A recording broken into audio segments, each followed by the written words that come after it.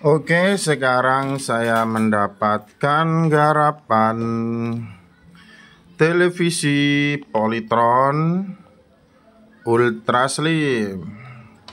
Kita coba colokkan listrik.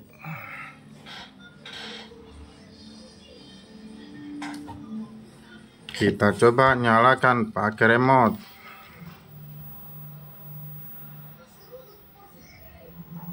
Nyala di atas saja, kemudian mati, dan kita coba lagi.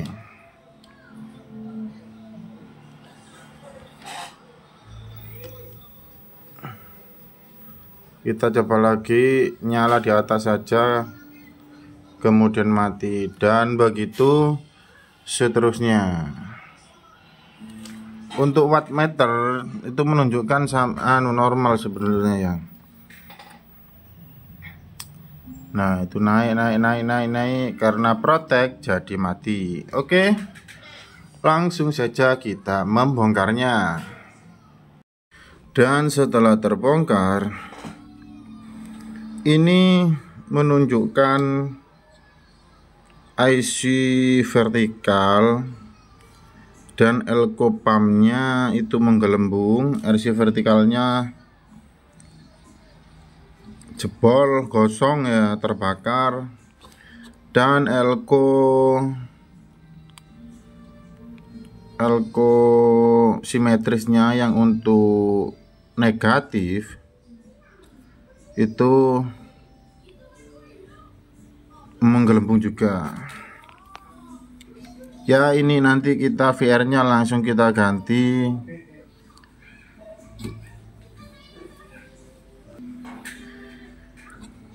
Nanti VR nya kita ganti resistor 5K6 ya, 5K6. Kemudian kita ganti juga IC vertikal dan elko yang menggelembung ya. Biasanya elko yang menggelembung itu menggelembungnya diakibatkan tegangan terlalu tinggi. Oke, langsung saja kita ganti 3 komponen tersebut. Sebelum kita ganti komponen, kita akan tes dulu komponen yang akan diganti. Ini resistor 5K6 ya, 5,6 kilo ohm, betul. Terus kita tes elko di skala nano farad. Kita tes untuk elko yang simetris positif 400 mikro ya, masih 411 mikro, masih bagus karena ini di tulisannya 470 mikro. Untuk elko pumpnya kita tes. Elko pumpnya masih ada ya, masih 102 mikro, masih oke. Untuk IC vertikal itu ya tidak bisa dites pakai AVO, langsung kita tancapkan. Nanti kalau rusak ya gak nyala, gitu aja. Oke, langsung saja kita pasang. Oke, setelah kita ganti semua komponen yang rusak tadi ya, IC vertikal, terus elko pump, terus elko tegangan plus ke vertikal sudah saya ganti. Kemudian VR ini saya ganti dengan resistor 5K6. Terus ada yang rusak lagi tadi, resistor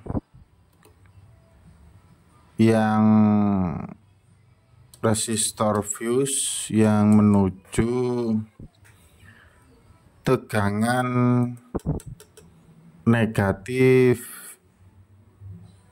IC vertikal, dan ada juga dioda yang menuju ke arah elko pump itu rusak. Jadi setelah saya ganti semua yang rusak-rusak, sekarang kita cek poin. Kita nyalakan.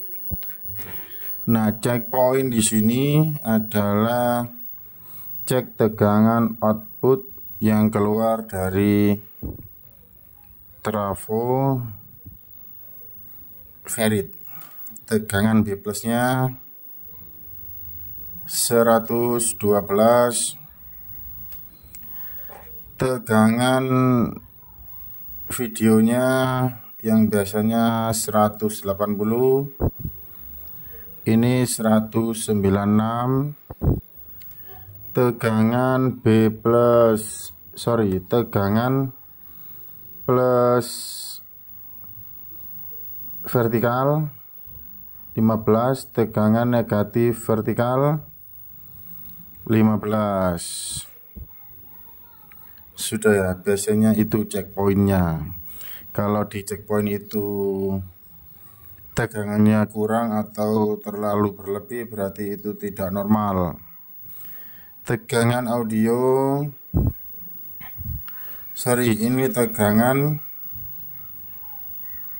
ini tegangan audio 14. Oh ya, betul. Tegangan audio 14 volt ya. 14 volt tegangan audio ada. Tegangan kontrol 9 volt. Ini saat nyala. Kalau saat standby tegangan B plus 64 volt. Kalau yang keluar dari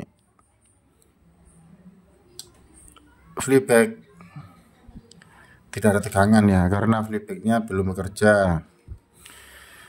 Terus tegangan kontrol ini 2,9 volt.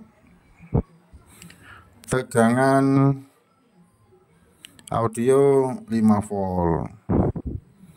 Itulah checkpoint. Setelah semuanya saya ganti, yang rusak-rusak, checkpointnya sudah normal. Jadi checkpoint mesin TV Polytron Slim seperti yang saya sebutkan barusan. Oke. Kalau tegangan tersebut gak muncul, berarti ada komponen yang putus atau rusak sebelum komponen tersebut atau sesudah komponen tersebut. Misalnya dioda ini ya. Dioda ini harusnya keluar tegangan 15. Tapi di sini nggak keluar. Biasanya fuse-nya ini atau IC vertikalnya. Oke. Sekarang ini sudah bisa nyala. Kita lihat tampilannya di depan. Nah, itulah tampilannya sudah kelihatan. Mampu mengkomunikasikan atau sebagai komunikator, kemudian dia juga harus mampu memanage kasus konfliknya, gitu ya. Kemudian dia juga harus bisa untuk kolaborator, sebagai kolaborator dia mengkolaborasikan kepentingan klien dengan tim kesehatan lain barangkali gitu ya. Kemudian juga dia harus mampu sebagai researcher. Jadi intervensi kita tadi itu tindakan-tindakan kita harus betul-betul best evidence based gitu. Jadi bukan malah bikin aja gitu, tapi tindakan yang kita lakukan itu harus betul-betul ada evidence-nya gitu. Oh, ini memang efektif untuk kasus seperti ini. Dan kemudian juga harus mampu berakhlakul karimah. Itu adalah pentingnya capaian lulusan, kami ingin mencetak lulusan perawat dari etika UMJ itu harus memenuhi 6 kriteria tadi. Berakhlakul karimah, bagaimana saat dia memberikan asuhan layanan ke klien, ya dia harus mampu sidik, amanah, tablik, satonah gitu ya, sebagaimana Rasul kita contohkan gitu. Jadi akan kelihatan lah nanti nih perawat lulusan dari UMJ nih ya, karena tadi unsur keagamaan itu bisa terlihat ya. Karena dari nilai 4 tadi sebetulnya kalau kita ini kan telaah gitu ya, kode etik itu nyambung juga gitu, bagaimana dia harus tidak boleh menceritakan rahasia pasien, kita harus sudah punya amanah ya, betul, harus mampu memegang amanah ataupun rahasia dari klien kita ataupun juga mitra-mitra kita. Ya, jadi itu implementasi yang